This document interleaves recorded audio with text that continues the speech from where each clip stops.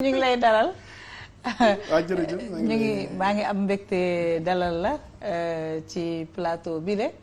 ñu fas yéene sekk ak yow waxtaan may fàttali ne yow yaa yor commission culture communication bu màggal bu Touba bi daanaka yow miinante nga ak média yi ndax au-delà sa casquette doomu soxna tamit da ngay utiliser souvent sa casquette d'intellectuel di waxtaan di échanger ci ay problématiques yoo xam ne dafa yitteel suñu jamono. waaw jërëjëf Maïmouna maa ngi lay sant bu baax a baax di la gërëm aussi ci invitation bi may gi ñu may ñu dikk fii pour leeral yu bare bari waxtaan ak askan wi di nuyu aussi mbooleem ñi nga bokkal kër gi mais par delà aussi di nuyu mbooleem taskati xibaar yi li nga wax dëgg la maintenant ak ñoom ndax quand même ëpp na fukki at ñuy liggéey di liggéey boo xam ne aussi ci confiance lañ ko basé man damay wax ne parce que li ñuy def dafa xaw a sensible tuuti mais toujours damay wax ne rek man amul censure damay compter sur la responsabilité kenn ku nekk pour que li ñuy def vraiment ñu jaar ko ci yoon parce que jàpp naa ne aussi liggéey bi ñuy liggéey surtout à Touba ëpp mën nañ ci yéen parce que ñoo ci yem parce que ay journalistes ngeen mais aussi quand même ci réew mi ngeen dëkk bëgg nekk aussi ay nit ñoo xam ne lu baax mën nañu te lu baax ngeen bëgg kon foog naa ne ci climat de confiance boobu ci lu ñuy liggéey te ci dëgg-dëgg mosuñoo am benn problème bi ñu ko tàmbalee ba léegi di ñaan yàlla rek mu dolli ñu sutura ba loolu mën a continuer. waaw sëñ bi balaa ñuy démarrer waxtaan bi gis nga présentation bi ñu def cartographie bu ñuy def ci li nga xam ne moom mooy situation épidémiologique bi ak mbas bi nga xam ne moom moo dal suñu kaw boo gisee loolu ban xalaat moo lay animé chiffres yi statistiques yi. waaw xam nga chiffres yi moom commencé naa jéggi dayoo moo tax vraiment ñun ñëpp aussi ñoo ci am lu ñu metti moo tax li ñuy jiital aussi moo di jaale mboolem ñi nga xamante ne bi ñàkk nañ ci seen bakkan di leen ñaanal di aussi ñaanal ñi nga xamante ne bi tëdd nañu suñu borom yëkkati leen te képp ku mu dalagut aussi ñuy ñaan yàlla vraiment mu bañ laa dal mais chiffres yi progression bi ni muy jógee metti na mais aussi boo xoolee quand même boo xoolee depuis le début toujours rek ay 10% de taux de contamination la ñuy am kon chiffre yi aussi bu yokkee moo di li ñuy testé moo yokk parce que tey dañuy testé plus de 2000 personnes am ci 11%. c'est sûr que peut-être bu ñu testé woon 10 000 personnes du ñàkk peut-être même ñu jege lu ba 2000 personnes. ça veut dire que ne aussi situation que tawat ji mi ngi fi mi ngi suñu biir donc loolu moom lu kii la beneen remarque aussi bi may def chiffres yi baax na mais man su ma sañoon aussi boo ëllëgee ngeen génne chiffres ñi nga xamante ne bii ñoom la dal actuellement ñu tëdd parce que loolu aussi mooy joxe vraie tendance bi parce que ni ñu ko joxee nii toujours dañuy fekk ñu mu daloon ñu yokk ci ñi mu dalaat donc la courbe va être disons ascendante ba keroog muy jeex mais tey bu ngeen doon jël ñi nga xam ne ñoo tëdd réellement ci hôpitaux yi ci ngeen di xam tawat ji fan lay progresser ak fan lay wàññi ko tax ma wax lu moo di bu jëlee kaawu Touba amoon nay jamono amoon nañ fa lu mat 150 malades yoo xam ne ñu ngi tëdd tey jii ñu ngi ci à peu près moins de 30 malades yoo xam ne ñu ngi tëdd et ça fait disons 45 jours yoo xamante ne bii tawat ji dafay wàññeeku boo jëlee tey jii sur peut-être 200 et quelques amul benn cas boo xam ne Touba la dëkk sur 115 cas communautaires amul kenn ko xam ne Touba la dëkk donc loolu aussi dafay joxe yeneen tendance ci biir tendance yi mais bu ñu ko dee joxe noonu rek li nga xam ne ñoom la dal ñu yokkaat ci ñi dal loolu peut-être day gën a tiital nit ñi fekk aussi du joxe la vraie situation bi nga xamante ne bii moom la ñu dund actuellement. mais est-ce que jotul tamit nit ñi tiit feebar boo xam ne mu ngi fi gane ci mois de mars ba autorités yi di jël mesures yi dañoo yaakaaroon ne au mois de mai on en a fini lu ñuy gën di dem feebar bi di gën di yokku koom-koom bi di gën a suux hôpitaux yi di gën di chargé. nit ñi di gën a jaaxle est-ce que jotul tamit ñu tiit jàpp naa ne waruñoo tiit mais li ñu war a def mooy jël conscience ci danger li nga xam ne moom la ñu dund parce que bu ñu tiitee daf ñuy néewal doole te même loolu même mën na reflété wu psychologiquement ci suñuy défense immunitaire mais li am solo moo di ne ñu xam ne jàngoro ji mi ngi fi li Maître Sall wax léegi ñu di ko ñaanal yàlla aussi mu gën a wér jàngoro ji mi ngi fi ñu xam ne jàngoro ju garaaw a garaaw parce que li muy attaqué ci doomu aadama bu fekkente ne bii am na yoo xam ne fekk na ko ci yow wala mu fekk la ci benn tolluwaay bi ci ay at maradi taali ba la yàlla suturaal donc li ñu war a fexe ba moo di nit ñi xam jàngoro ji nit ñi nangu koo moytu nit ñi nangoo takk ay masque nit ñi nangoo joxante ay distance xeex bi tey ji foofu nekk mais tiitaange bi gëwuma ne sax mooy li gën mais daal nañu xam ne jàngoro ji mi ngi fi nañu xam ne jàngoro ji baaxul am na ñoo xam ne xëy na du leen wàññi dara à plus de 80%, mais am na poignée de personnes boo xamante ne bii bu leen dalee du baax. kon nag ñooñu nañu leen protéger. jàngoro ji mu ngi fi mais dafa am benn effet psychologique dévastateur boo xam ne daf ko tàmbali di révéler mooy ne ñi nga xam ne ñoom ñoo am juróom benn fukki at yooyu jëm kaw daanaka dañoo vulnérable. feebar bi attaqué ñoo xam ne ay kàngam la ñu woon ci réew mi ay yaakaar la ñu woon ci réew mi tàmbali di décimer nos meilleurs enfants te loolu dafa mel ni créé woon na choc fan yële mais dañuy jékki-jékki rek mu mel ni dafa am relâchement est-ce que yéen kilifa diine yi ni ngeen ko defee woon ca ba ñuy jël mesures yi ca njalbeen ba est-ce que jotul tamit ngeen jógaat waxtaan ak sénégalais yi waxtaan ak ndaw yi ñu xam ne ñoom même bu fekkee ne am nañu ay défense pour résister ci feebar bi ñu ngi jël feebar bi di ko yóbbu ci seeni kër di lor seeni waajur ak di lor ñi nga xam ne ñoom ñooy ay mag lañ ndax kat bu continuer nii daanaka dootuñu dese mag mardital yàlla ak mais li nga wax dëgg la man maa ngi fàttali ci njëlbéen nga am na boo xam ne dañ doon wax naan parce que booba dañ doon xool rek ci lim def ci réewu tubaab yi ci lañ doon jàngate ñu gis foofa lam fa defoon ñu ne nag fii nañu moytu ndax fii suñuy gànjar suñu trésor mooy suñu mag donc loolu nañ ci bàyyi xel Afrique rawatina Sénégal kon loolu moo tax jàngoro ji fii la gën a dangereux ci feneen am na foo xam ne sax xañ na bu dee yóbbu mag ñi ñoom boo moytut ak seen koom-koom ni muy doxee sax xañ na du grâce ñoom wala sax léeg-léeg moo leen di gën a pour parler de manière cynique mais fii demewul noonu fii suñu gànjar dëgg suñu trésor dëgg mooy suñu mag ñi kon li nga xam ne mooy suñu devoir moo ñu aar li nga wax aussi war nañoo gën a jógaat wax ak nit ñi ça c'est extrêmement important kenn ku ne xam ne li ngay moytu même yow boo ko gëmut même yow bu la mënta wàññi dara sa devoir la nga moytule ki nga xamante ni bii kat yaa ngi jàkkaarloo ak moom te xañ na moom jàngoro ji mën na ko wàññi xañ na moom jàngoro ji baaxut ci moom kon foog naa ne travail de sensibilisation boobu dafa war a continuer te instant bi nii sax ci la gën a ñore ndax fi ñu toll nii dafa mel ne yëf yi mi ngi yéeg ne ñaan yàlla mu àgg ca pic bu fekk àggu ca ba commencé wàccaat mais encore une fois ñun ñooy responsable li nga xam ne mooy li xew ndax mesures yi nga xamante ne bii quand même président de la République jëloon na ko ay mesures yu baax la parce que dafa amul weneen yoon maa ngi wax dem boo demee dans les pays scandinaves nit ñi souvent dafa am ñoo xam ne dañu doon tagg Suède ci lim defoon bàyyi mais bi ñu demee ba ci biir bi ñu ko comparé ak réew mu mel ne Norvège nga xam ne c'est les mêmes conditions fële la fa dee ëpp na fukki yoon li nga xam ne moo faatu fii kon mesures yooyu mooy mesures yu baax mais loo ci gisoon amoon ay wax yu bari ay sabotage yu bari ba nit ñi génn malheureusement agsi nañu fii comme nag agsi nañu fii ba pare nag léegi nag li ci am solo moo di kenn ku nekk na nga jël sa responsabilité aar sa bopp aar sa njaboot aar ñi ngay jàkkaar lool mais surtout nag nañu ñaan yàlla ça aussi c'est extrêmement important parce que ñaan aussi mooy sunu ngànnaay te fii ñu toll moom ñaan yi mënu cee ñàkk ndax foog naa bokk na ci li nga xamante ne bi moo koy saafara yaakaar naa ko. yaa ngi wax sànq évolution feebar bi ca Touba mais li nga xam ne moom la ñu nemmeeku mooy Touba c'est difficile ñu am les vrais chiffres di nga gis corps médical la ñuy def ay témoignages di nga gis ñu mag ñu feebar ñu bañ a dem ci centre de santé yi am na fi ku feebar ñu jël ko gangatee ko delloo ko këram mu faatoo fa est-ce que situation sociologique bi am Touba situation particulière bi am foofu est-ce que may na ñi nga xam ne ñoom ñoo yor santé bi ñu am les vrais chiffres de l'évolution de la maladie yaakaar naa ko parce que bu loolu amutoon am nay temps Touba moo doon cluster bi la fa xew kon ñoom ñi ngi koy xam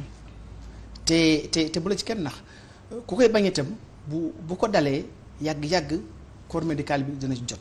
ndax bu dee hôpital li ñu njëkk a def mooy dañ koy test ku dugg hôpital yóbbu fa taw dañ koy test même ñi faatu sax dañ leen test kon aussi ñoom am na loo xamante ne bii ñu ngi ko ci xam même si c'est difficile et c'est pas seulement difficile là-bas gis nañu fi ay néew yoo xam ne dañ leen jël bëgg leen suul ci ay barab ay nit ñi taxaw ne buñ ko fi suul donc loolu Sénégal ci boppam moo demee noonu parce que nit ñi dem nañ ma ragal jàngoro bi façon ragal boo xam ne même nañ ko def disons une maladie de la honte nga xamante ne bii nit ki xañ na da ci loru ñu lànk nekkat loru wu ci wala aussi ñenn ñi tiit ba jàpp ne même bu ñu ko suulee ci seen armeel sax day wàll ñi nga xamante ne bii ñoom ñi ngi dund mais loolu lépp rek nañu continuer sensibilisation bi gën a conscientiser nit ñi gën a jàppale aussi corps médical bi nga xamante ni vraiment ñun ñëpp ñoo leen war a féliciter ci liggéey bu rafet bi nga xamante ni bii aussi def nañ ko ci mbas mi dans des conditions extrêmement difficiles. mais est-ce que au niveau ci seen côté est-ce que indi ngeen ndimbal soutien bi war ci président de la République c'est-à-dire soutien bi en termes de sensibilisation des masses parce que dañoo gis ne bu kilifa aada bi waxee kilifa diine bi wax beaucoup de Sénégalais kilifa diine bi la ñuy gën a déglu da ngay dégg benn wax ñoom dañ naan lii gouvernement bi wax intéressé wu leen ñoom ndigalu sëriñ bi la ñuy xaar est-ce que ndigalu sëriñ boobu am na bu waddoon ñu accompagner le processus bi nga xam ne moom le président teg est-ce que tey du ñu gën a mën a conscientiser sénégalais yi. sànq démb Aliou Ngouille am na lu mu fàttali mu ne sëñ Mountakha dafa doon julli ji mu sol masque. et que rien que image boobu. dafa produire un effet positif boo xam ne ñoom dañu koy rafetlu gis nañu sëñ Babacar Sy. ñëw ci levée du corps tamit sol masque ba xàmmeewuñu ko ba nit ñi xàmmeewuñu ko genre image yooyu tamit bokk na ci li mën a vaincre les résistances de certaines couches de la population xalaatoo ne quelque part le président n'a pas bénéficié du soutien qu'il fallait de la part de ñaari exemple yi nga wax ni mooy wane ne kilifa diine def nañ seen loxo parce que sëñ Mountakha masque bi la mujjee boo xoolee am na fi benn ajum boo xam ne coow yu bari woon trop mooy benn ajuma woon ci ajuma ji bi nga xamante ne bii sëñ bi dafa dem ba ci jumaa ji mu jël gel bi def ko ci loxo yi donc loola defoon na effet bu rëy sëñ bi digle ne dee leen jullee nii ci jàkk yëpp démb rek maa ngi jot waa Moukhaddamatoul Khidma ñoo xam ne liggéey bu rafet la ñuy liggéey foofu nga xam ne ñoom ci ñaar téeméeri jàkk ak ñaar fukk ci biir dëkk ba dañu dem ci jàkk yi defal ña fa nekk ay séminaire pour wan leen naka la ñuy yore jàkka ji pour respecter les mesures barrières et que ba léegi aussi ñu ngi koy def kon y a un travail boo xamante ni mi ngi am à ce niveau là et man jàpp naa ne résultats yi nga xam ne actuellement ñu ngi koy am Touba et aujourd'hui am na tey ku ma ko wax ñu ngi defar disons comme diagramme yu mel ni ñu ngi koy defar sur les 90 jours pour la situation à Touba après dañu ci communiquer mais jàpp naa ne li nga xam ne tey moo fa am taxawaay Sëriñ Mountakha boobu ak ndigal yi nga xam ne joxe na ko ak nit ñi également ni nga xam ne noonu lañu ko respecté jàpp naa ne loolu moo résultat yooyu mu commencé feeñ bu fàtte ne jàngoro gi demoon ba jeex tàkk Touba demoon ba jeex fa tàkk ay nit ñoo doon dem ak dikk di forot boobu temps bi ñu tëjee dëkk yi la ba dugalaat fa jàngoro ji tey jii aussi tendance bi ñu amoon bu njëkk toujours mooy amaat ça veut dire que ni également waa Touba ci seen jëmmi bopp contrairement ak ñu baree bari li ñuy xalaat ñu ngi topp sëriñ bi ñu ngi xool li muy def te ñu ngi ci bàyyi xel mais sëriñ bi gis naa ne munta weesu wax munta weesu sol masque bu defee loolu pare joxe ndigal ci jàkka yi parce que aussi foofu imam yi ñoom ñooy disons les leaders d'opinion imam yi aussi relayer information boobu président daayira yi aussi également relayer information boobu loolu forcément day wàcc au niveau des populations. mais lan moo tax bi ñu jëlee état d'urgence beeg mesure yooyu topp ñu ko ni ñu ko diglee gis nañu foyer religieux yu bari gis nañu clergé bi ñoom dañoo arrêté carrément ba tey messe amul dara amul mais gouvernement bi dafa jël mu mel ni de l'autre côté tamit dañoo teg seen système gis nañu julli nañu Massalikul Jinaan julli nañu Touba te boobu fekk na jël nañu mesures yi est-ce que bu ñu toppoon gouvernement bi ci loolu mbir mi tamit doon gën a. Masalik julli wuñu woon ça c'est important faut le souligner Masalik woon benn yoon boo xamante ne bi julli nañu fa ñu doon julli mooy Touba la woon te loolu sëriñ bi leen ko mayoon foofu aussi naka lañ fa doon jullee sëriñ bi kat loolu ci diine la ko tegoon parce que julli ajjuma mi ngi commencé ci fukki nit ak ñaar sëriñ bi ne ñaata nit ñoo liggéey ci jumaa ji ñu ne ko jumaa ji li fi liggéey ëpp na téeméeri nit mu ne kon ñooñu mën nañ ajjuma ñooñu nañu julli waaye man nag dama julli si parce que moom ajjuma du ko fekk fenn te julliwul kon Touba noonu lañ doon jullee ñu julli di respecter les mesures barrières mais tey li am solo et bu ñu doon def vraiment analyse moo di ne lañ doon def foofa ban conséquence la am aujourd'hui sur l'évolution de la maladie ak li ñu doon def feneen ban conséquence la am sur l'évolution de la maladie est-ce que tey jii la tëdd Touba moo ëpp li nga xam ne moo tëdd feneen c'est ça la bonne question aussi li nga xam ne nag mooy aussi li nga xam ne mooy li dëgg mooy Sénégal mooy réew mu complexe mais suñu kilifa aussi yi nga xamante ni ñoom ñoo jiite réew mi ñi ngi waxtaan ak kilifa diine yi Aliou ngay wax na ko keroog nee na amul benn yoon boo xamante ne bii danañu def dara te jëkkoowuñu ak kilifa diine yi waxtaan ak ñoom leeral leen expliquer leen Sëñ Mountakha xam nga la ko tax a takk masque docteur yi wala en tout cas ñi xam jàngoro ji ñi xam tawat ji ñoo wax ak moom leeral ko loolu moo tax mu nangu ko takk mais takk ko sax ngir aar boppam mais daf ko takk ngir wan njaboot gi naka lañu war a mën a aaroo ci jàngoro ji ngir yërmaane joo xam ne am na ko ci ñoom. donc jàpp naa ne la ñu fa doon def tey jii bu ñu xoolee résultat bi amut différence par rapport ak feneen même ndax tey jàngoro ji fa la gën a néew ci yeneen dëkk yoo xam ne ay dëkk yu bari la lañ ca mën a déplorer et te loolu aussi ñoom ci ñu leen wax wane na ko moo di taux de létalité bi foofu la ëpp ci feneen si c'est quelques %. loolu aussi li ko sabab mooy ñoo xam ne dañuy yeex a dem ci hôpitaux yi wala comme li nga wax ñoo xamante ne bi aussi dañuy yeex a faju ji mais jàmbaare goo xam ne suñu kër docteur jàmbaar nañ ko aussi tax na ba li nga xam ne ñoo faatu ci mbas mi bariwut loolu moo ñu suturaal mais jàpp naa ne tey jii symbiose bi war a am en tout cas waxtaan yi nga xam ne moo war a am ci diggante kilifa yu mag yi jàpp naa ne mi ngi am te nag buñ leen bàyyee ci loolu moo tax tuuti damay wax ne communication boobu jërul ñeneen di ci dugg nañu bàyyi rek ñi nga xam ne ñoo jiite réew mi. jarul ñeneen di ci dugg c'est-à-dire. xam nga tuuti da ngay jékki-jékki gis rek kenn koo xam ne day wax daal ne waaw président na wax lii na def lii na seet diw na seet yooyu jëru ko ñoom li ñu war a xam nañ ko te ñu ngi koy def mais loolu nekkul loo xam ne lu ñu def ci mbedd mi la wala lu ñu fësal wala lu ñu wax ci mbedd bi bu ñu leen bàyyee rek ñuy waxtaan ak kilifa diine yi jàpp naa ne li nga xamante ne bii moom la ñu bëgg muy jàngoro jóge ci réew mi ñoom itam jox leen cër gëdd gi nga xam ne moom lañ leen war a jox ci mbir mi parce que tey jii ñoom ñoo ci liñ ci man ñi ko ci man bëriwut kon loolu foog naa bu amee suñu borom mën nañu suturaal mais li wér moo di ne boo xamante ne bii ñi nga xam ne ñoo ŋànk diine gi tey jii jóg nañ xeex mbas mi wax ak nit ñi ngi daañu leen déglu te su boobaa suñu borom mën nañu déglu. mais da nga wax sànq nga ne Sénégal réew mu complexe la c'est vrai Sénégal dafa bari ay sensibilité religieuse diine bi dafa fees lu bari ci li nga xam ne moom mooy les mœurs sociales kilifa diine yi dañ leen teg foo xam ne daanaka fu kawe la mais bu ñu dellu see ci li nga xam ne moom mooy fondamentaux yi lal suñu réew. Est-ce que tamit parfois waruñu éviter créer confusion mu am ñenn pàcc ñoo xam ne dañuy xalaat ne ñi nga xam ne ñoom la ñu fal ñu yor réew mi seen kaddu dafa néew par rapport ak kaddu kilifa diine yi est-ce que tamit ci sensibilisation bi waruñu yar sénégalais yi ci ñu reconnaître les institutions yi nga xam ne moom la ñu jox suñu bopp et que tey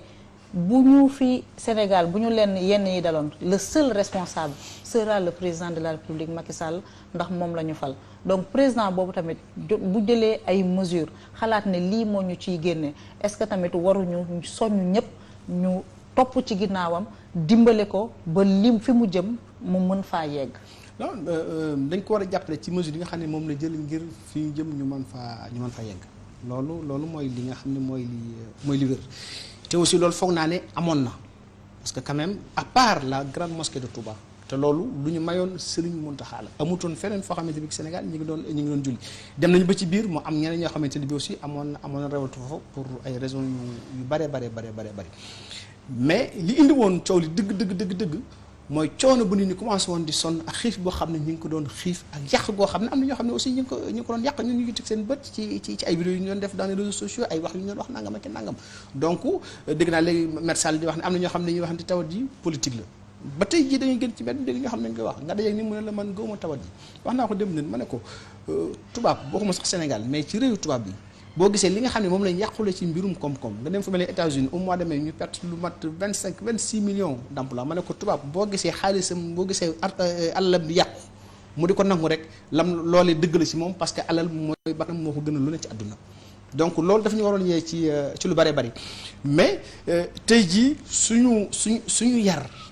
ci citoyenneté suñu yar ci biir dëkk bi loolu xañ na moo des nañ ko gën a renforcer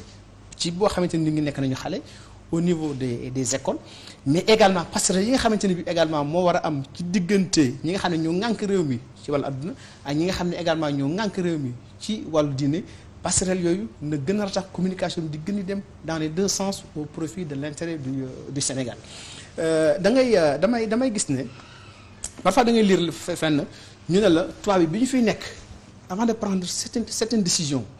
dañuy dem ñu consulter sëñ Babacar Sy consulter sëñ Falilou ba am seen accord soo ko jël décision bi ça c'est important tubaab bi ñoom noonu lañ doon def ndoom si yàlla si yàlla na ko yàlla yërëm soixante-ans ñoom mos na wax ne ma couleur verte bu PS sëñ Fallou ak sëñ Babacar ñoom ñoo leen ko jox ñoom ñoo ko jox seen war nekkoon na nga ko def pour wax rek imbrication bi nga xamante ne bii amoon na ci diggante bi loolu nag bu ñu ko perdre de vue nañ ko gën di cultiver ndax ñeneen ñoom xam nañ seen place ña ngi ca jàkka ja ña ngi seen der ña ngay jaamu yàlla te leneen intéressé wu leen donc kon nag passerelle yooyu foog naa bu gën a tax ñu gën ko def rek. da nga jàpp ne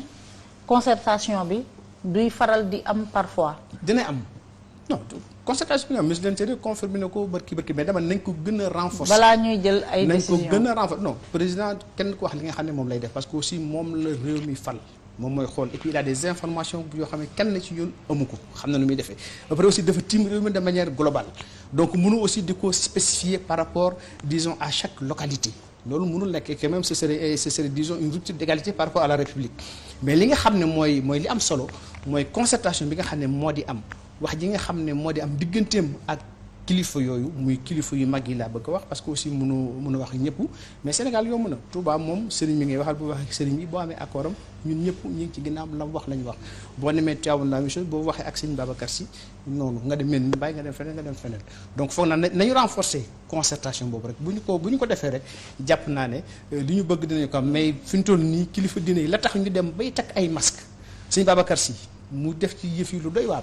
tous les jours nga dégg ko mu wax ak nit ñi tous les jours joxe ay ñaan joxe ay sarax ñaax leen kenn koy na nga rawale sa bopp waxtu wu ne mi ngi ci wax suñu mën daxaay yëkkati comme mu baree bari joxe ko fekk sax boobu président néewul Sénégalais yi na ngeen cotiser foog naa ne loolu c'est des actes de citoyenneté yoo xamante ne bii quand même il faut les magnifier nit ñi aussi loolu nañ ko nangu d'abord nañ ko respecter na leen sant na leen ci gërëm boo defee ne leen kat sëñ bi na ngeen ñu dool di dimbali saa su gis na bi ñu tegee mesures yi ba ñu julli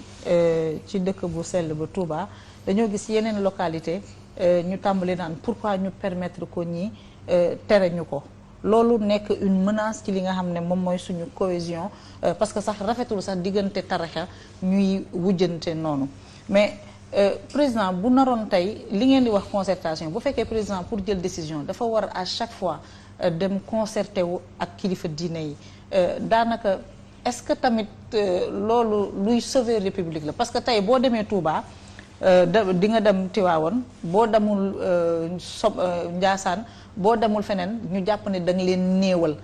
est-ce que la meilleure démarche mooy ñun li ñu tànn ci suñu constitution mooy nous sommes un pays laïque le spirituel gère le spirituel le temporel gérer le temporel kilifa diine yi comme ni ko maam Abdoulaye defee bu réew mi tolloo fenn mu woo ñëpp ñëw toog mu waxtaan ak ñoom teg leen ci yoon mais la gestion des affaires publiques la gestion des affaires de la cité ñu bàyyil ko ñi nga xam ne ñoom ñooy autorité politique yi. xam nga li nga xam ne mooy li am solo d'abord da nga soulever deux questions muy kujje gi soi-disant kujje gi ñu wan ne am na ci diggante diine yi ma di la xamal ne kujje da ci amut loolu dañ ko entretenir di ko wax ba di ñu jàpp ko mais mën naa la wax ne la tey jii boo demoon Tivaouane wax ak sëñ Babacar Sy lu ngeen ànd ba dëppoo ci ba juboo ci bu demee ki sëñ Mountakha wala mu war ko boppam sëñ bi danaa ko loo def ànd naa ci tey boo demoon Touba wax ak sëñ Mountakha lu ngeen ànd ba dëppoo ci boo demee ni danaa ko la sëñ Mountakha wax ndax sëñ Mountakha wax lañu parce que ñoom seen biir amuñu problème yow gis nga ñun demlante bi nga xamante ne bi également ñu ngi koy demlante ci suñu biir mais loolu am na ñoo xam ne entretenir nañ ko ba gëmloo ko nit ñi ba jàpp ne kujji mais ñooñu ñan la xaw ma ko réew mi dafa yaatu donc ba bari yu fi nekk ba am na ñoo xam ne gëm nañu loolu te en réalité demeewul noonu loolu ñun suñu biir day dunduñu ko boo ñëwee tey Magalu Touba exemple ma la jox rek da nga ko fekk mboolem kër diine yëpp mu daje fa bokk benn tànt ci yor-yor bi nga xamante ne bii ñun moom la ñuy gën a dund la ferveur du Magal ñu bokk genn kaddu di waxandoo di yëkkateendoo di dóorandoo loolu am aussi ñoo xam ne dañ ci jouer rôle mag a mag a mag loolu aussi vraiment faut le rendre hommage muy feu sëñ Abdou Aziz Sy junior def na ci lu am solo ànd également ak sëñ Bassirou Moussa Abdou Khadir def nañ ci lu am solo mais dama lay wax ne la ku ji amu fa tey jii am nañ ay association xam ne ñun ñëpp coo ko bokk di ci nekk man ñëw naa fii ànd ak Serigne Cheikh Tidiane Sy benn la ñu même génération tout le temps ñooy nekk ensemble on a aucun problème entre nous li nga xam ne rek mooy li am solo suñu la waxee aussi concertation bi waxuñu la dem laaj ndigal loolu duñu ko def parce que un président de la République nee naa la mënul gérer di spécifier selon des localités loolu réew mi laaju ko loolu réew mi moo ko laaju mais nag bu fekkente ne bii aussi ñii da nga am waxtu yoo xam ne da nga leen soxla ci mbir mii loola baax na nga wax ci ak ñoom te président loolu mooy li nga xam ne mi ngi koy def saa su nekk mi ngi koy def wax bu nekk moo tax aussi jàmm ji ne ci réew mi di fi continuer mais am na yoo xam ne kilifa diine yi ñoom xañ na yooyu peut-être intéressé wu leen wala en tout cas nekkul loo xamante ne bii dana agsi ci ñoom mais loolu duñ ko sax a yëg mais day am yoo xamante ne bii xañ na ñoom danañ ci soxla seen ndimbal mu jëm ci mbooloo mi lu mel nii rek la à part lii leneen loo fi dégg ñu tudd ko ne kat soxla nañ ci ndimbal kilifa diine yi amul ña ngi seen tool li bay ña ngi seen dar di jàmm yàlla mais tawat am na ñoom ñoo yilif njaboot gi dem nañ ba gis ne kat njaboot gi ñu ngi leen bàyyi xel ñu ngi leen déglu moo tax nag Aliou gi wax ko bëgg dem ne kat ñun ñu ngi waxtaan ak kilifa diine yi ci mbir mi avant ñu jël ay mesures mais bu dul loolu y a aucun problème. barkaati démb lundi da nga def sortie di réagir ci propos yoo xam ne dañu ko prêter Mary Teuw Niane lan moo tax nga jël position boobu. waaw d'abord da nga wax ne tontu ma Mary Teuw Niane parce que man du personnaliser débat dama toog Thiès ci dëju sama mbokk yàlla na ko yàlla yërëm Moustapha Sourang fa laa yendu benn journaliste bu dëkk Touba woo ma ne ko non màggal gi duñ ci wax parce que digal bi ñu jot moo di ne kat tant que sëriñ bi waxul ñun xamuñu fi ñu jëm kon loolu jotul wax mais ci même jataay bi lu mat seen ñeent ba juróomi taskati xibaar woo ma fa ba xam ne kon am na lu xew te bu ñu bàyyee polémique bi dafay enfler kon li gën moo di ñu def une sortie de mise au point leeral nit ñi fi nga xam ne ñun foofu lañu toll ndaxte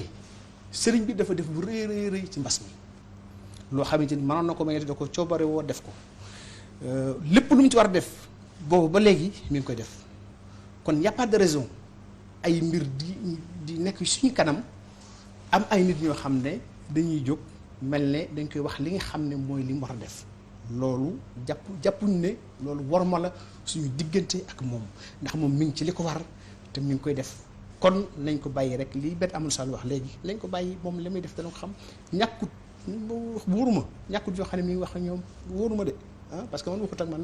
sama dara sama maqama amul foofu mais nañu ko bàyyi moom waxtu waree wax rek dina wax te màggal gi des na ñaari weer bu ñu li nga xam ne mooy li ëpp solo tey jii moo di ne ñun ñëpp ñu taxaw ànd xeexandoo mbas mi parce que mbas mi ñun ñoo ko bàyyi de kenn bàyyi fi mbas mi ku dul ñun ñëpp bu ñu ànd ak yar ànd ak mel ni ñu war a mel di poser acte yi nga xam ne moom la ñu war a poser muy di sol ay masque di joxante ay distance di moytu d'ici un mois mbas bi dana wàññi ko Sénégal bi ñëpp xam ne mbas mi. mais est-ce que après xëy na bi ñu lay woo yaa ngi woon ci benn événement mais est-ce que après déglu nga li Mary Teuw Niane wax exactement. déglu naa ko. bi nga ko dégloo est-ce que. déglu naa ko.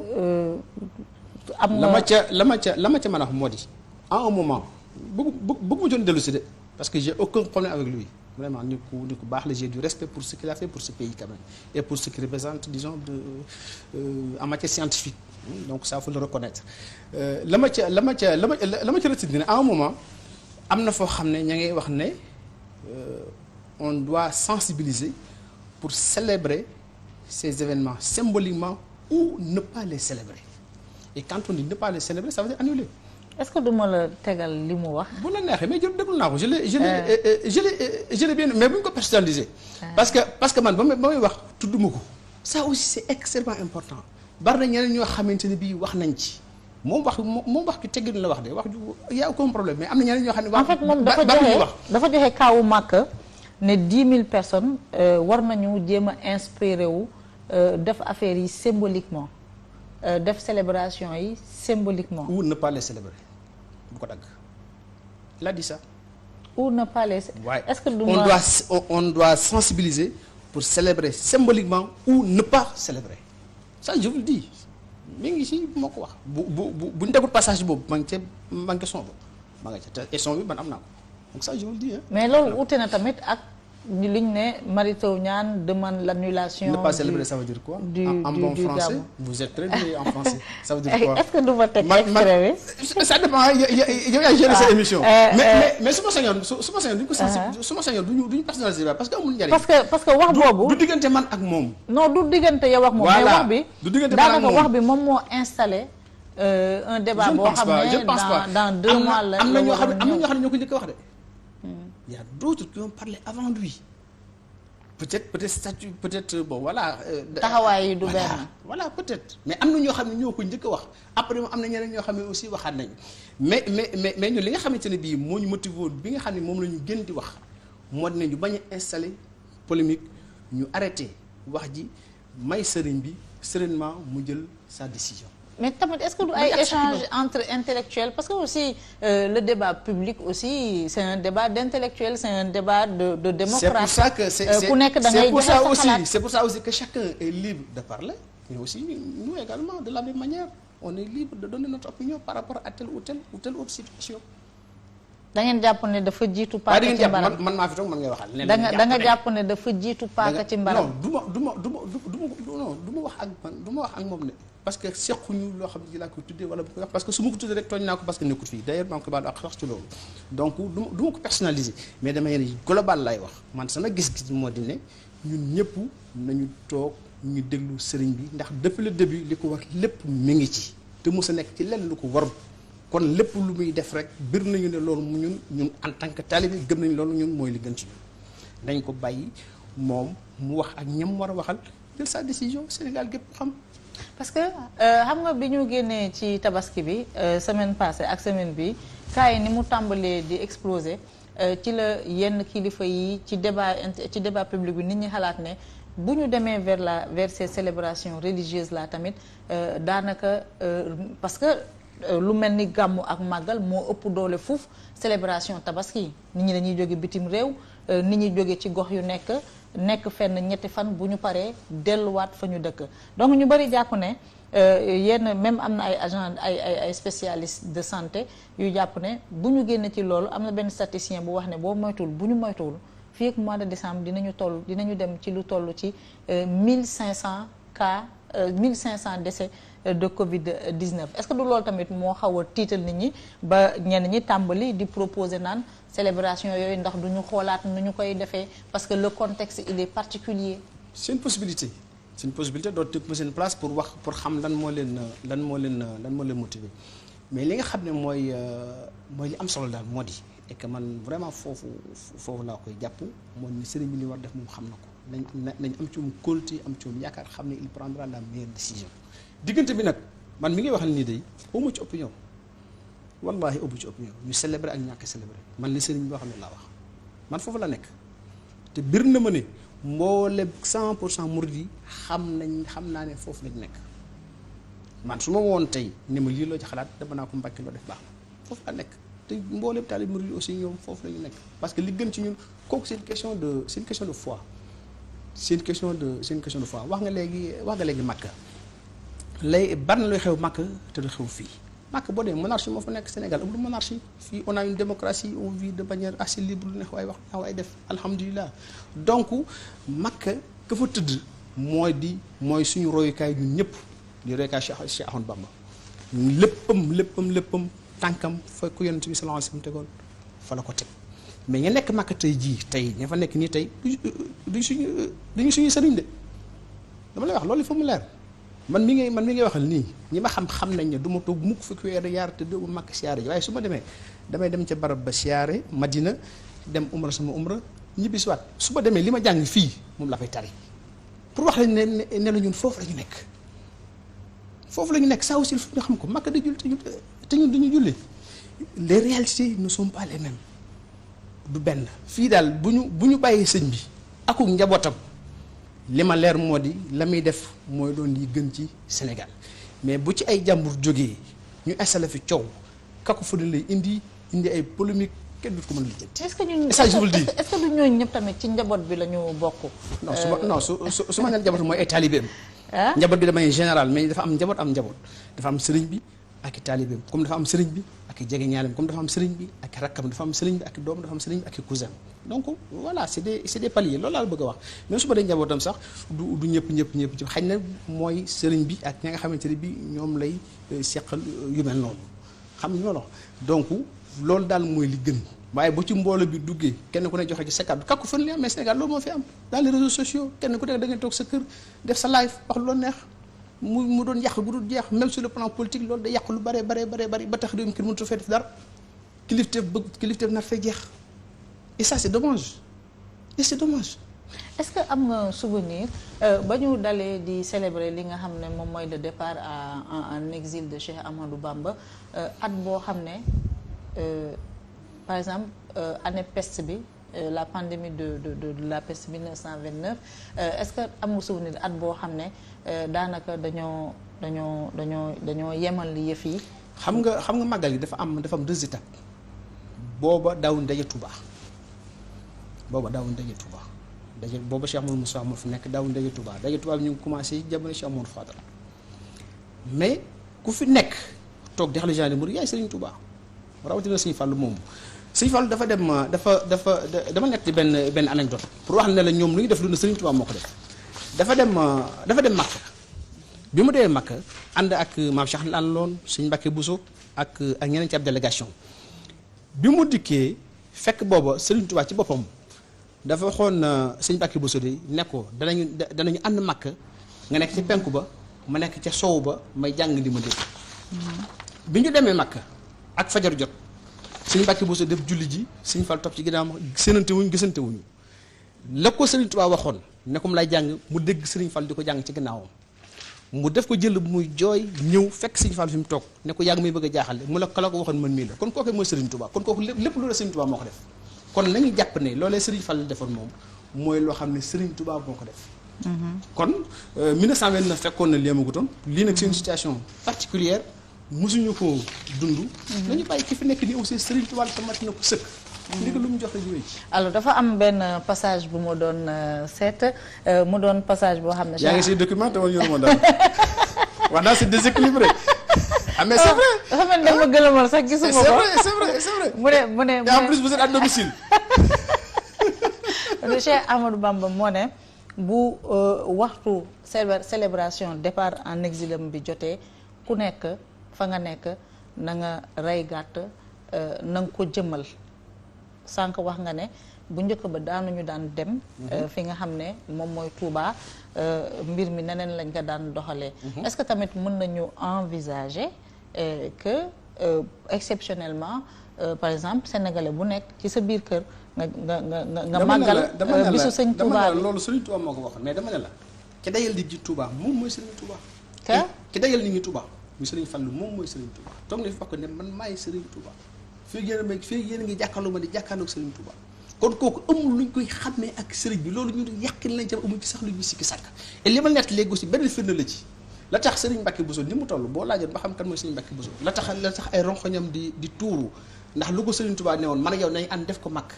sëriñ Touba nelaw ñu toog 1 an après mu ànd ak sëriñ Fall dem gis sëriñ Fall yi def loola mu ñu gis sëriñ Fall mu ne ko kat kala ko waxoon man mii la kon kooku mooy sëriñ Touba kon ndigalu 1921 ba ak ndigal bi sëriñ Fall di joxe amul aucune différence ñun loolu mooy li ñu gëm donc loolu mooy li nekk li ki des nag kii fi nekk tey ji aussi mooy Cheikh Bamba Khadimu Rasul nañ ko bàyyi ba xam lan lay wax. xanaa ñu bari am na Sénégalais tamit yuy rafet njort yu ne ñoom dañoo jàpp ne sëñ bi du jël benn décision boo xam ne dafay lor askan bi bépp décision bu muy jël décision la boo xam ne lu gën ci askan bi lay doon. ñu am yaqin boobu. sëñ moom lu mu wax rek mooy li gën. lu mu wax mooy li gën parce que neewaloon nañ ñu julli te taxul Touba ëpp ay cas feneen fu dul Touba tey jii Ndakaaru gii julli wutoon moo ëpp junni yoonu juróom-ñett ay cas Touba ga doon julli en termes de population man nga ne Dakar Touba boo ko dugalee waaw mais dama lay wax non mais écoutez nañ gën les statistiques Touba boo ko dugalee Dakar mu xaaj te tey Touba Dakar li mu ëppalee Touba peut-être mën na 30 fois alors que 2 fois la population donc aussi c'est disproportionné par rapport à ça donc il faut toujours voir les chiffres disons de manière relative loolu xam naa ko mais moom laa la wax donc tey jii Dakar 2 fois le Touba ëpp ko écart plus de 30 fois donc kooku aussi c'est une réalité. mais xam nga Dakar 3 millions et demi de personnes ñoo fiy dund boo xoolee Touba rush bi ci temps wu màggal bi la sànq ci statistiques yi Dakar mooy première région touchée Diourbel mooy deuxième région. en terme deuxième. non c'est Thiès à 10% Diourbel à 6%. non Diourbel moo nekk. Thiès dafa ne ci kaw. ci mën na la gën a laat. j'ai bien vu. alors ci département yi Mbacké moom mooy 4e département le plus touché. chiffre yooyu tamit. le plus touché mooy encouragé wul mooy yu ëpp cas. mooy yu ëpp cas ba yëf tàmbalee ba nëgë ni mais moo tax ma ne la tey jii nañu xool ñan ñoo tëdd ci lali hôpital yi région par région département par département moo tax ma ne la le tableau est incomplet tey bu ñu xooloon ñi nga xam ne ñoo tëdd ci lali hôpital yi jàngoro jàpp leen département par département dinañu gën a am une meilleure visibilité sur l'évolution de la maladie donte Sénégal fépp a yem yëpp benn la ndax benn Sénégal la fépp fi ab Sénégalais nekk rek bu ko jàngoro gi dalee ñun daf ñu touché ñun dañ koy yëg ndax bu ñu seen benn Sénégal bi nekk ci xar-xar bu ñu seen benn Afrique nekk ci xar-xar bu ñu seen kenn ku ne ci àdduna si du nekk ci xar-xar moo tax wax léegi seen ne la même du ko spécifier noonu par région par département loolu foog naa ne nekku li gën mais c'est vrai parfois pour faire des analyses disons beaucoup plus approfondies mënuñoo ñàkk jëm ci yoo xam ne yu mel noonu la mais daal li nga xam ne mooy li am solo moo di ne kóolute gi ñu am ak ngëm gi ñu am ci sëriñ bi moom foog naa ne loolu bu ñu ko defee jàmm rek moom moo ci mujj. tàmbali ngeen di waxtaan ak kilifa yi parce que gis naa tamit ñu tàmbali tamit dafa mel ni waajal gi tamit tàmbali na. non kilifa yi moom duñ wax ak man kilifa yi la ñuy waxal man dong laa foofu def man li nga xam ne mooy sama responsabilité mooy li nga xam ne moom la ñu ma dénk may waaj ba buñ nee ma sëñ Abdou jógal ñu màggal fekk man pare naa. buñ nee ma duñu màggal fekk man aussi jekkoon naa ma tegal lépp fi suuf moo tax aussi li ñuy def lépp ci biir lañ koy def mais loolu ñun en tant que commission ñi ngi xool yan stratégie la ñuy defal surtout dans ce contexte là commission communication daf ci am benn rôle boo xamante ne bii disons en termes de sensibilisation ci wax ak nit ñi ci xool également yan jumtukaay la ñu war a jëfandikoo yooyu yëpp dañ ci kii te dañ def innovation yoo xamante ne bii ñu bari dinañ ci am mbett mu rëy incha allah. tey bu fekkoon ne décision bi mooy ne mbir mi day am ngeen jumtuwaay pour protéger accueillir teg mesure pour 3 millions et demi de personnes yoo xam ne dañuy daje foofu. bu ñu anticiper ci la seen mbir di wax su ma sañoon dañuy anticiper man mi wax ak yow tey ci réunion laa yenn toute la journée donc su ma sañoon duñ ci anticiper nañu toog di déglu parce que man xaw ma nu ñuy wax de man ak yow ñoo ci am nee naa la man wax ak man sama daraja àggut foofu. yow mënoo yor président commission culture communication. te mais ça c'est un niveau stratégique c'est différent man je suis en niveau opérationnel. waaw bien sûr. kon dañu déglu sëriñ bi. moo gën nga defee du juum. sa turandoo. moo tax sax vraiment ma fonk la soxna Mbaye ndax mooy sama lépp. ndax ma daa wax naan Cheikh Abdou ko am kilifa doo juum da nga topp ci moom lu mu def nga def ko. baax na waaw ñu ñëw ci li nga xam ne nag moom mooy jafe-jafe yi nga xam ne Touba daf koy jànkonteel chaque at dañuy dégg toujours CRD assainissement eau. Parfois ñu dégg problème infrastructure xanaa mënuñu teg plan boo xam ne un plan structurel lay doon boo xam ne day régler ces problèmes là de manière définitive. waaw man loolu mooy sama gis-gis il faut aller vers ça il faut aller vers ça vers disons un plan stratégique de développement de la ville de Touba sur une longue période boo xamante ne bii dañuy saytu. en tout cas day diagnostiquer mboolem problème yi nga xam ne Touba mi ngi koy dund dégager ay priorité bu ñu dégager ay priorité xool yan moyens lañ mobiliser pour saafara yooyu jàngoro sur période bu toll nangam xool aussi moyens yooyu fan ak fan lañ koy jëlee il faut nécessairement aller vers ça sinon day am disons une certaine dispersion boo xamante ne bii doole yi dafay tasaaroo ba nga xam ne intervention yi impact bi nga xam ne moom la waroon am dëgg dafay manqué mais bu ñu bëggee am visibilité dëgg faut aller avec ce plan stratégique de développement de la ville sainte de Touba sur une longue période président la rek moom def fii dafa tëral PSE def plan boo xam ne fii ba 2035 di ko jukki par ndànk donc dëkk aussi de la même manière noonu lañ koy saytoo loolu mënu fa ñàkk et rafet nañ jot ci ne foog naa ne dina fa am balaa yàgg aussi. mais xam nga ñun citoyens yi suñu contribution moom la nguur bi di jëfandiku pour financer les plans de développement. bu ñu bëggee dem vers ça aussi est-ce que duñu gën a teg ay stratégies yoo xam ne. à Touba pour régler le problème de l'accès à l'eau dinañu fay ndox. fay lempo bi. dina fa demee nu mu fa war a demee service administratif yi dinañu mën a teg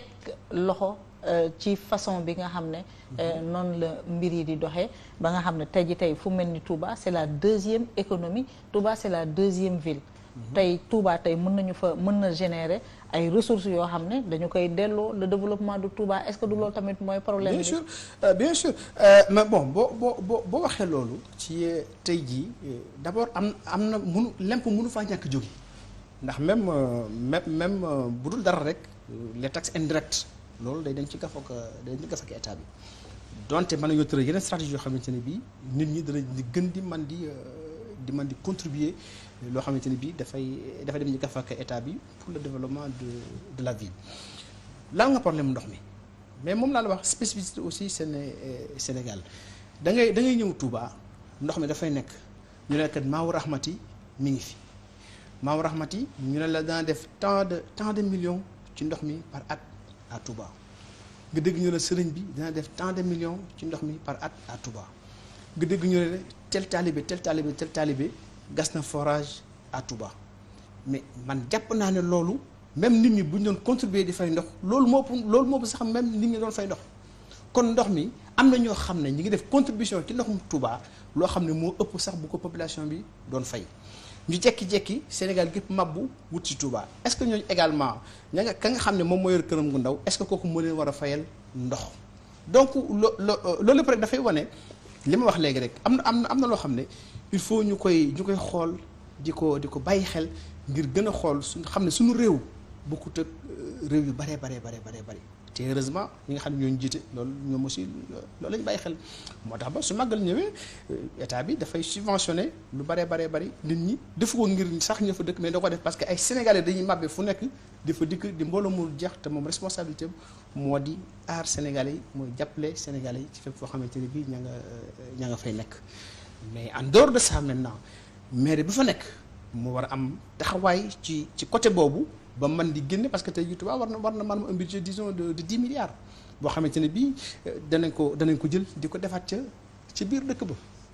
loolu mën a nekk la mais tout ça nag maintenant ça demande des stratégies qu'il faut développer wax ak nit ñi xool yan niche moo fa nekk yoo xam ne dara mën na faa génn pour le financement de la ville mais li nga xam ne man moo ma leer ma moo di ne ña fa dëkk ak même ña fa dëkkul te di ay taalibe ba ñu nar a dëkk ba. mais xam nga un état il est capitaliste. Du jël xaalis di ko dugal foo xam ne dara du fa génn xëy na buñ doon fay ndox ñu moderniser la question de l'eau terewul taalibe yi di ñëw di indi seeni contribution di financer ay infrastructures mbir mi doon gën a yemb aussi. boo nee dara du fa génn dafay metti dara nga fay génn parce que tey bu ñu nee Magal Touba 250 milliards loola ñaata la ci état di am en termes de taxes indirectes dara ma nga fay génn et tey jii am na taxawaay boo xam ne ñun waroon nañ koo mën a taxaw foofu ci biir dëkk ba Magal Touba même moo waroon nekk le moteur du développement de la ville et que même état bi daf ci waroon di bénéficier wu ci loo xamante ne lu rëy lay doon mais tey jii loolu amul donc dafa am loo xam ne ci ñun la ci ñun la mais li am solo te am solo mooy le potentiel est là loolu mooy li am solo le potentiel est là léegi nag naka la ñu mën a toog waxtaan ba loolu képp koo xamante ni am nga ci xam-xam ñu associé la ci ba seet ba nga xam ne potentiel bi nga xam ne moo fi nekk nga xam ne dafa mel ñun ñëpp dañoo toog sur une mine d'or te loolu Touba donc daanaka bari na ay. est-ce que état bi am na visibilité aussi. est-ce que état bi tamit fonctionnaire yi am dinañuy am sañ-sañ booy wax développement Touba loolu même bu ko renvoyer disons à ce niveau parfois même dafay gën a am loo xam ne municipalité rek mën na ko am loo xam ne commune Touba rek mën na ko parce que tey état ba la muy def Touba gëw ma ne war na faa sax man def loo xam ne ëpp na ko maa ngi fay def xaalis bu dul jeex ma nga fay dugg de c'est que c'est les besoins qui sont énormes parce que aussi dafa nekk une ville disons en très forte en expansion et en croissance donc les besoins sont énormes donc loolu nag du état dong aussi moom moo ko mën moom moo ko war def il faut ñëpp jàpp ci kenn ku nekk fa nga toog ci sa niveau la nga war a def nga def ko pour que ñu ànd nag boostandoo le développement de la ville. mais je vous dis le potentiel est là. par exemple am na benn genre problème boo xam ne dafay am parallélisme sur la façon d'agir il y a un projet d'assainissement bu 15 milliards boo xam ne ONAS moom moo nekkoon di ko conduire. mu mel ni mu conduire travaux yi am na lu ci neexul yenn kilifa yi. Après à côté ñu dégg ñu ne kuréel bi di Touba ci kanam dafay mobiliser de l'argent pour l'assainissement de la ville de Touba xam nga une structure d'État moyen ak levier yu mu am une structure d'obédience citoyenne mënu koo am gis nga ñaari kii yooyu État li mu mën structure bale lu mu mobiliser am na loo xam ne mënu ko parce que bu ñu waree def réseau d'assainissement dinañu laal réseau électrique dinañu laal réseau routier dinañuy laal leneen ak leneen loo xam ne ci responsabilité état la. Bon d'abord ñaar yi bokkut projet 15 milliards bi assainissement eaux usées la loo xam day jëlee ndox ci biir kër yi ñu def ko réseau am foo xam ne fa lañ ko yóbbu loolu mooy projet 15 milliards yi benn projet bi ngay wax noonu kooku ça c'est les eaux pluviales. donc c'est différent nekkul même projet bi peut-être nit ñi dañuy dégg assainissement jàpp ne lenn li la mais non du d'abord du lenn li leneen li aussi moo di ne ku ci nekk da nga fa am rôle boo xam ne da nga ko war a mën a jouer rôle principal bi ça incombe à l'État du Sénégal ndax Touba ci biir dafa bokk ci biir réew mi ay citoyens dëkk fa li nga xam ne mooy responsabilité État bi mooy développer le pays dans sa globalité te président de la République ci loolu la nekk. loolu daf ci am rôle leneen li moo di ne ñu am chance am ay nit ñoo xam ne par seen gëm-gëm nangu nañoo contribuer ça c'est un plus maintenant qu'est-ce qui reste à faire mooy loolu nañu ko organiser dans un cadre boo xamante ne bii dafay leer nañ kenn ku nekk xam fi ngay tàmbalee ak fi ngay yem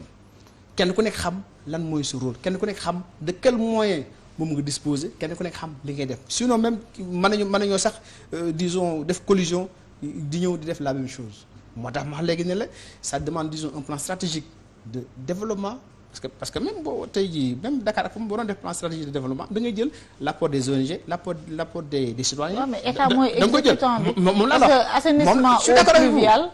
on est en phase ONAS di def eau usée. on est en phase dañuy gas. on est en phase moo tax ma ne la. dafa laaj concertation bi nga xam ne moo ci war a am rek na ci am kenn ku nekk fa nga war a tàmbali ak fa nga war a yem nga xam ko loolu mooy li am solo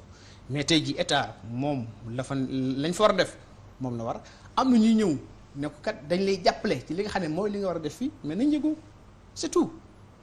loolu rek mooy da nga jàpp ne Touba ca kanam war nañu yëgoo ak ñi nga xam ne ñoom ñooy waa parce que ci lu ma leer nañ xam naa ne bi ñuy def ay visite ñoo ko Ageroute ñoo doon ànd ñoo ko ONAS ñoo doon ànd donc di def ay visite di xool sites yi di xool yu mel noonu donc ça veut dire que am na coordination boo xam ne am na loolu mais tout ça dañ ko war a gën a formaliser dans un plan plus global nga xam ne nii tey jii kenn ku nekk maanaam bu ñu génnee li nga xam ne mooy lañ fa war a def ci dëkk ba kenn ku ne day ñëw daal le man féete woon naa lii jël naa li léegi des nag état la war état de kon li ko des lépp nag bàyyi leen ma ko ma def ko su ko defee yéen li nga xam ne jël ngeen ko aussi def leen ko sous mon contrôle. et lan ngeen di reprocher ONAS dans la mise en œuvre de ce projet de 15 milliards. non ma reproche ma dara ONAS donc faut être clair. léegi sëñ Bass Abdou Khadre dafa def une sortie di critiquer démarche bi. sëñ Bass la mu wax rek dafa wax ne yëgatuma te maa initié woon sëñ Bass loolu la wax yëgatuma te maa initié woon. ci lu gàtt sëñ Bass loolu la wax xam nga àdduna boo jëlee yow fi nga nekk nii lan moo la fi bàyyi la satisfaction de vos clients du dëgg boo dee entreprise publique aussi fa nga nekk loolu la fa bàyyi la satisfaction du citoyen exactement amul y a aucune différence léegi nag ci biir satisfaction boobu dafa am loo xam ne également c'est un besoin boo xam ne actuellement nit ñi dañ koy dund li ñuy dund moo di ne y a un besoin disons de participation moo sabab même initiative citoyenne yi di juddu nit ñi dañoo bëgg di participer dañoo bëgg di xam donc li am solo rek moo di boo yore projet d'envergure bu day noonu ngay wax ak ñi nga xamante ne bii ñoom nga koy defal les bénéficiaires ne leen lii laa leen defal fii lay jaar fii lay jaar fii lay jaar dina am tel et tel et tel désagrément incha allah bu ñu yàlla dimbali bu ñu àggee tel date dina jeex takk li ngeen bëgg di ngeen ko am et les gens sont capables de comprendre mi nga xam ne Sëñ Bass nee na man maa ñaanoon ñu may ma nga xam ne donc moom mooy initié projet bi ñun ñëpp aussi ñu war ko sant ci loolu ba mu ko waxee ñoo aussi ils ont été assez compréhensifs ni ko fa di wax dara dañoo jël toutes leurs équipes dikk wan municipalité bi wan ko ku ñu fa war a wan ñu wan la li nga xam ne mooy lañ fay def fañ ko tàmbalee fañ ko toll ak fañ ci jëm et que donc loolu incident la woon boo xamante ne bii c'est disons un problème de communication nekkul lu garaaw la xam ne mi ngi suñu ginnaaw ca la ma ca xam. waaw Touba ca kanam la ñuy des mu nekk une initiative citoyenne très très intéressante façon levée de fonds boo xam ne daanaka souvent nit ñi dañuy wax naan sax Touba mën na financer le développement du Sénégal parce que am na xër bu am ci ñoom ak engagement bu am ci ñoom ñu gis ne Touba ca kanam dañ doon laaj taalibe yi ku ci nekk nga barkeelu mais dañoo jékki-jékki 2 semaines yi mbir mi jël tournure boo xam ne bari na sax ñu tàmbali di naan attention fi ñu jëm baaxul te bokkul ci façon bi nga xam ne moom la kilifa yi di digle mu loo nekkoon 1000 francs ñu gis ay borom alal yoo xam ne tàmbali nañu ku ci nekk di wane sa doole est-ce que gënul woon loolu lépp ñu def ko ci sutura wala ñi ko def dañoo jaax dañoo xam sénégalais xam nañ ne am na sénégalais yoo xam ne du ñu may muuma il faut que bu ñuy joxee rek il faut que ñu fes lu ñu fesul duñ ci dugal seen xaalis. yaa ngi tooñ de bon li am solo mooy Sëñ Tuubaa dafa am lu daan wax dana wax naan ñaar loolu sax Sëñ Blaat moo ko nettali mu ne ñi fi ñëw ñaar moo leen fi indi ñi àdduna moo leen tax a jóg te soxla ma ci dara bu njëkkee daan leen ko jox ñii ëllëg moo leen tax a jóg te am naag fay boo lëgee naa leen fay loolu Sëñ Tuubaa moo ñu ko jàngal. kon foog naa ne képp kuy joxe rek da ngay jàpp man jàpp naa ne kuy joxe ku ne ngir yàlla moo tax ngay joxe mais nag nit ki moom moo xam ban intention moo ko animé ba muy joxe mais ku ci joxe ku ne la nga ci bëgg moom da nga ko jàmm fekk àdduna kese nga ci bëgg boo jamee àdduna boo liggéey boo liggéey doo jàmm fay mais jàpp naa ne aussi alal ni mu saxa ci xol ku dem ba ko yëkkati di ko foog naa di ko joxe jàpp naa ne aussi vraiment lu baax nga ji ngir yàlla moo tax nga koy def mais li nga xam ne aussi bu ñu ko perdre de vue moo di ne Touba Ca Kanam aussi dafa am un devoir de transparence vis-à-vis des mourides et même du peuple sénégalais parce que bu fekkente ne bi aussi da ngay laaj ab xaalis li ngay laaj war ngaa wax ñaata ngay jot lu ko mooy aussi dañ lay tuumaal ça c'est le revers de la médaille bu ñu doon toog noonu ne cell waxuñu ne may mën a jox nañu nangam sëñ diw joxe nangam monsieur diw joxe nangam dañ naa waa ñoom li ñu doon laaj nee nañ de am nañ nangam mais est-ce que sax loolu dong lañ am est-ce que sax amuñu ëpp loolu les gens vont commencer à se poser des questions donc devoir de transparence boobu aussi ñoom jàpp naa ne moo tax képp ku leen jox ñu wax ko te ñoom bu ñu ko waxee foofee lañ cee yàq. xam nga Touba Ca Kanam yàgg na. élan de mobilisation ñoom bari na ay projet yoo xam ne lu ñuy rafetlu la amal nañ ko ci élan de mobilisation mais mbir mi ci 2 semaines yi la xam nga transparence moom y a toujours moyen de mettre en place des mécanismes tey bu ñu jëloon compte bancaire bi def ko ci turu benn kilifa Touba lu fa waay dugal di nga ko fa fekk compte booy ñett ñoo koy signé benn dërëm ba am nañ compte bu mel noonu. voilà benn dërëm génn ñett ñooñu danañ ko signé. muy lu leer nañ te bokk na ci koo xam ne man damaa mën a garantie ak jubam ak duggum ak pas-pasam muy sëñ Abibu. li ma leer mooy boo ko laajee dina ko sëriñ bi kañ géej Ndakaaru du la ko wax maa nga foofee di jàmm yàlla nekk ca la maa mu nekkoon. ça c'est une garantie pour moi donc amu leen problème mu transparence ci côté man de amu ko ci ñoom. voilà amu ko ci ñoom. donc li ci am solo rek moo di ne da nga dafa yàgg mais yàggut trop aussi donc nañu leen bàyyi ñuy màgg nañ leen accompagner nañ leen jàppale par des conseils mais aussi mais ci xaalis bëggul coow. bu li ma la bëgg wax moo di ne nañ leen accompagner par des conseils. ñu bañ leen briser. exactement loolu bañ aussi parce que dañu nekk ci réew moo xam ne aussi on tue nos champions et ça c'est pas bien ku jóg bëgg a dem rek ñu jàpp si nank ne la doo fi demee loolu aussi nañ ko moytu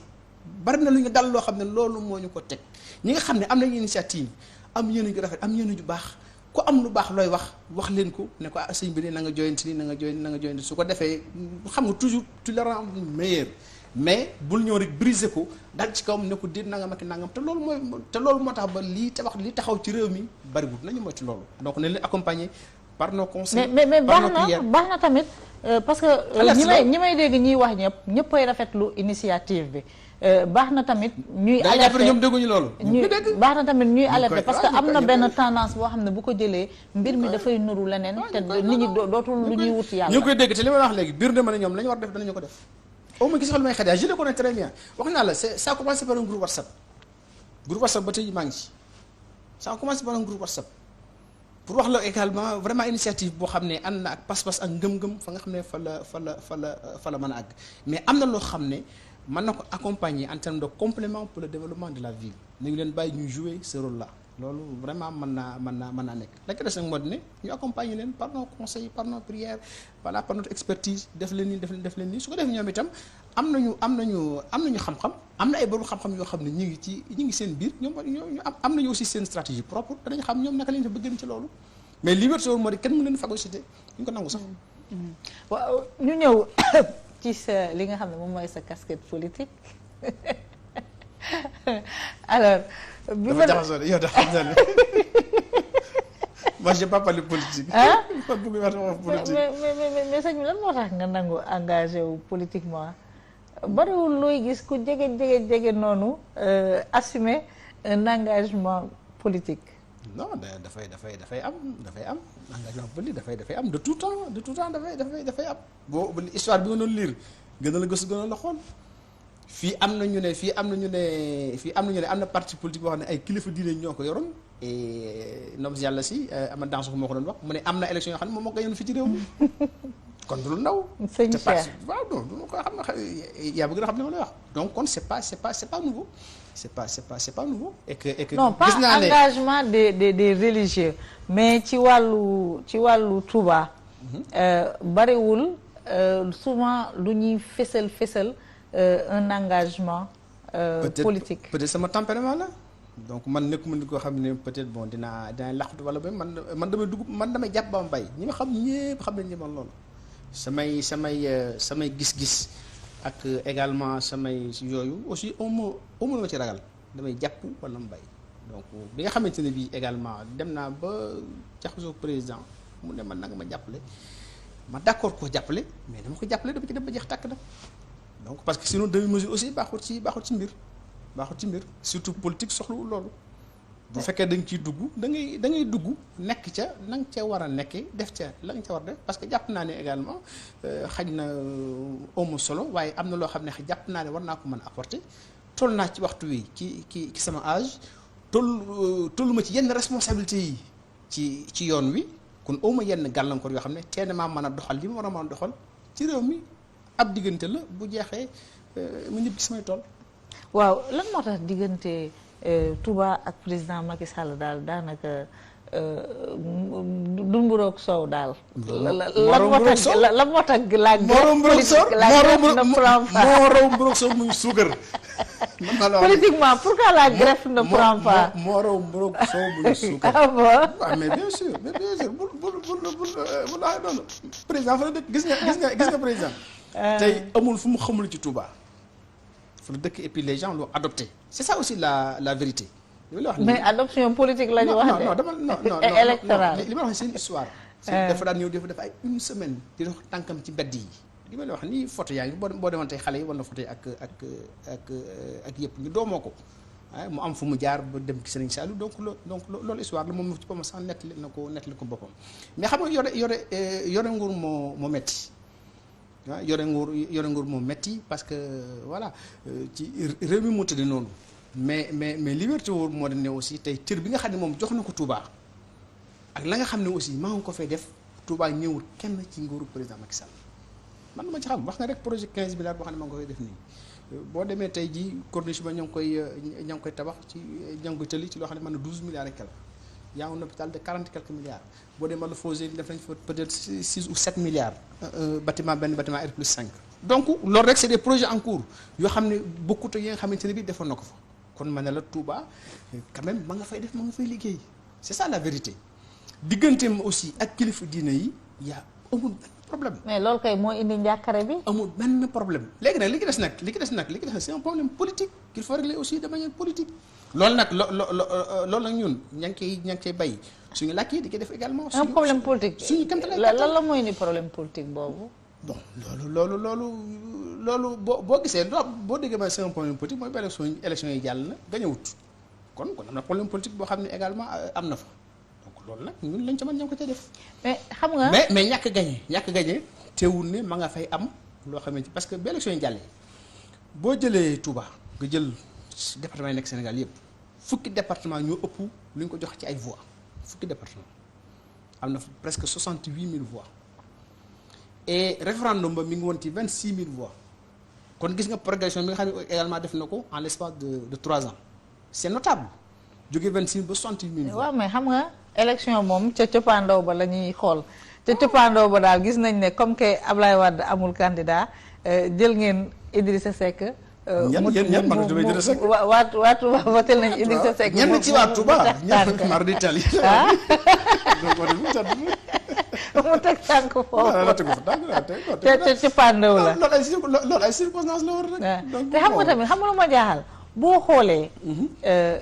Macky Sall li mu def Touba. bari na xam nga DG Dakar Dem Dikk daf na fi burdu ci élection bi ne nañu xolli Ila Touba bi xam nga tey man dem naa Touba daaw 2 heures de temps vraiment tali bi neex na nooy na yombal na accès bi Touba ci wàllu assainissement ci wàllu ndox ci wàllu infrastructure ci wàllu réfection mais lan moo tax malgré li mu def foofu yëpp daal daanaka daal mënu leen ko adopter politiquement et électoralement bari dafa ay mbooloo. lan moo indi rupture bi mënu am 70 000 personnes ci barab 70 000 personnes loolu du ay caaxaan c'est plus que le stade de l'Amitié plein xam nga donc loolu du ay caaxaan loolu mënoo am loolu ci barab ñooñu gëm la di la jàppale di la bëccëgal di la ngontal loolu ñu koy daj ci yow nga ne ñii adopté wuñ la c'est pas possible. mais intelligentsia bi adopté wu ko intelligentsia murid bi nanguwuñu ko. non bul wax ne man dama ci am bokkut man ku ma ci gën a bokk ku ma ci gën a diggu ku ma ci ëpp légitimité non faut arrêter et du bon donc adopté nañ ko. wax naa la digg mag kilifa diine yi digg mag yooyu amul ci benn problème boo gisee moo xam ne la tey jii il nous faut un plan stratégique de développement global pour la ville de Touba tey loolu bokk na ci suñuy entre autres suñu problème yi nga xamante ni peut-être mën naa ko parce que am na yoo xam ne dama ko fi wax parce que loolu suñu secret bopp lay doon dañ koy saafar waaye duñ ko wax ndax boo ko waxee suñu adversaire ca la ñuy jaar di gën a bës mais bokk na ci boo gisee man may xeex ñu wut un plan stratégique de développement ngir développement dëkk bi gën a tasaaroo loolu daf ci bokk parce que tey aussi boo xoolee quoi qu'on dise investissement yi ëpp yañ fay def dañ koy concentrer ci centre ville bi te ñi nga xam ne ñooy voté ñi nga xam ne ñooy mbooloo yi ñu ngi dëkk ci sancaan yi et ces gens là quoi qu'on dise souffrent gisuñu seen bopp ci yëf yi tey jii nag bu ñu amoon plan stratégique bu mel noonu dañ leen di jël en compte seeni besoins boole leen ci yëf yi yóbbu leen ay tëli jox leen ay courant jox leen ay ndox parce que dañ ko soxla ndax ci lañu bokk parce que c'est des citoyens donc loolu bokk na ci suñu ay jafe-jafe te loolu incha allah ñu ngi koy combler am na yoon boo xam tey jii musa am ma nga jël ci banlieue bi nga xam ne mooy côté ouest bi fi ñuy wax côté Boqatul bi côté Sam bi tey courant boo fa demee fu bari tey am na courant donc assainissement bi également nañ leen ci bàyyi xel ci côté boobu donc bu ñu jëfee ci population yi nga xam ne ñoom ñooy voté te ñoo bari nekk dans la périphérie de Touba vous allez voir la situation va changer. ñu ngi jëm ci élection locale peut-être 2021 peut-être 2022 yaa ngi naan sànq municipalité bi rek mën na régler le problème de développement de Touba. Une partie du problème de développement de Touba da nga am gët ci. man ñi ma xam ñëpp xam nañ ne du ma kuy planque di calcul pour def ay carrière politique ba non parce que lu këpp ci sama kaw la nii rek ma koy assumer. C'est une responsabilité parce que aussi jàpp naa ne ba ñu may jàngal am na lu taxoon donc pour ma dimbali nit ñi ci li nga xamante ni moom laa mën a ko si néew donc loolu rek moo taxoon mais awma benn visée ci aucun poste que ce soit nekkuma sax ci yooyu j'accompagne le président dama koy jàppale donc voilà mais yeneen yi moom vraiment nekkuma ci la ca des nag sama xalaat bu gàtt dinaa ko joxe dinaa ko aussi joxe fa ma ko war a joxe pour ñu tenir ci compte ngir yëf di gën di avancer te loolu ñi ma ko seqal xam nañ ne maa ngi koy def. ñu gis nañ ne nag président dernièrement dafa mel ni dafa xaw a classé responsable politique u Touba yi gisuñu nomination kaas nañu ba sonn génne bokkatuñu amatuñu représentant ci gouvernement bi est-ce que tamit boo leen jàppale woon yenn responsable yi est-ce que duñu gën a am moyen pour mën a tamit def liggéey bi war. bon ma ngi am ay nomination ma ngi am donc man il m'a fait ministre sans portefeuille. donc man il va faire ministre sans portefeuille kooku nomination la kenn te Touba laa dëkk te baa ngi fi. mais au-delà de yow. am na waaw non au-delà de man aussi am na bon mais li nga xam ne mooy li am solo si président nañu xam ne réew mi la jiite Sénégal dafa yar Sénégal dafa rëy du dëgg réew mi la jiite donc man bëgguma ñu koy teg ay yenn pression yi dafa lii wala même ñu koy génne gox loolu baaxul ci réew mi vous avez parlé tout à l'heure de république nañ ko te moom xam na li muy def de xam na li muy def xam na waxtu bu koy defee bir na ma ne te loolu man c'est ma conviction profonde et personnelle bir na ma ne moom fàttewul benn yoon Touba bir na ma aussi jiitalul fenn di ca teg Touba loolu mën naa ko waat parce que ci doxalinam laa gis te loolu moo tax ma ànd ak moom ba may ànd ak moom la ma waxoon dama bëgg nga jàppale sëriñ bi kaddu bu fàtte mukk loolu la ma wax te loolu moo tax ma ànd ak moom te su ma gisoon leneen du ma ànd ak parce que man amulul Touba amulul sëriñ Touba maintenant nañu continuer di liggéey di waxtaan nit ñi di leen leeral di leen expliquer xam ne aussi ndar xëy sotti donc et puis politique dafa laaj patience politique aussi également dafa bari kujje ci biir bu fekkee da nga yor am réew jiite yor fépp am ñoo xam ne da ngay gagné am ñoo xam ne gagnéwul nga bëgg a jël ñi gagné aussi teg leen ci kaw ñuy gagné mais ça pose problème xam nga li ma la wax. da ngay résoudre fii benn jafe-jafe waaye ñaata jafe-jafe également ngay créer ailleurs donc moom nañ ko bàyyi rek mu xool ni nga xamante ne bii noonu lay def ni nga xam ne également noonu lay yore ak njabootam donc mais li wér moom ne foofa il a là-bas des militants convaincus yoo xam ne gëm nañ ko ñi ngi ànd ak moom depuis 2018 ba nga xam ne ca la métte woon et que ba léegi également ñu ngi continuer di ànd ak moom quelles que soient les difficultés. merci beaucoup Serigne Cheikh Abdou Lahad Gaye Serigne Cheikh Gaïndé Fatma maa ngi lay remercier et puis di la jaajëfal ci sa ouverture d'esprit ci ni nga nangoo ñëw toog ñu waxtaanee question yoo xam ne daanaka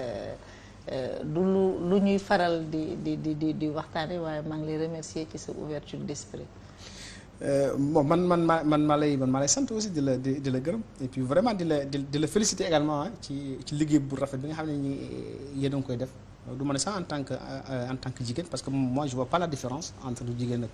góor man li ma gis rek mooy nit ku gëm boppam nit ku jàmbaar nit kuy doxal te vraiment yéen a ngi koy def fii ci kër gi. di remercier également de manière générale vraiment le travail de la presse moo tax fu ñu ma solliciter rek donc man day nekk sax man devoir ci man pour vraiment ma ñëw. toog ak ñoom et puis wax ak nit ñi ci sama xalaat bu gàtt ci sama xel mu gàtt li nga xam ne jàpp naa ne mooy li gën ndax ñun li ñu war rek te tey dafa am sama menn mbokk aussi bu ma waxaat mu ne ma sëriñ bi yéen de ci lu baax rek la leen di séntu donc lépp loo xam ne lu baax la ma jàpp ne su ma ko waxee xëy na ça peut faire avancer les choses wala ça peut décanter des situations je n'hésiterai pas à le dire doomu aadama nag dafay juum kenn matut muy man di yow di keneen moo tax aussi ñum di ba am rek maa ngi koy jégglu di baalu ñëpp àq et encore une fois di la xamal ne daal am nañ mbégte teewoon fii ci yow ci waxtaan wi donte encore une fois si waxtaan wu déséquilibré yaa ngi toog yor say document yor say kii di ma sonal non mais da nga koy doodo bu caméra bi demee fee nga génn ko lire ba mu neex la nga ñëwaat ci man te man gis nga yoruma dara c'est déséquilibré xam nga boo toogee ak Serigne mais dina marché retour à Touba et là vous allez voir non damay ñëw Touba ñu def entretien yi. match retour waaw match retour. en tout cas yow ak Serigne Cheikh Tidiane Sy moderniser ngeen bu baax a baax les rapports entre les clergés yi fi nekk ak les cités religieuses ak la presse ci wàllu boobu ñu leen ci jaajëfal et puis di ñaan rek yàlla tas ñu ci barke sëñ bi mu nekk fii nekk ci wéy di uuf njaboot bi yéen ñi tamit di ko doxal di ko waxal yàlla tas leen ci barkeem FM yéen tamit ngeen wéy di ko doxal di ko jàppale. yéen itam yàlla bàyyi leen fi. jërëjëf waaw pour clore émission bi nag dama leen di proposer benn émission grand angle boo xam ne dañ ko defoon sur la mosquée Massalikul Jinaan mu nekkoon nag ouverture mosquée boo xam ne dafa tuuroon mbégte mu bare bari ci xolu sénégalais yu bare bari ndax événement ya fa amoon juboo Abdoulaye Wade ak ki nga xam ne moom mooy Macky Sall Massalikul Jinaan rek nekk lumière fi nga xam ne mooy fii ci suñu réew Sénégal ma leen di remercier mu nekkoon tey suñu numéro l'invité de MNF di remercier Serigne Cheikh Abdoul Ahad Gaynde Fatma